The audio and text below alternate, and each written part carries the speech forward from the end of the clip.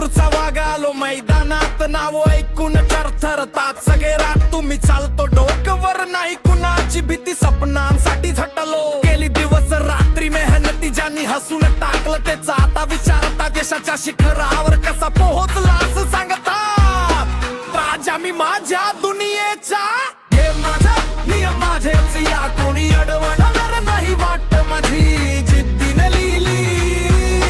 कहाणी माझी, हे माझा नियम माझेच, या कोणी अडवणार नाही वाट माझी, जिद्दीने लिहिली कहाणी माझी.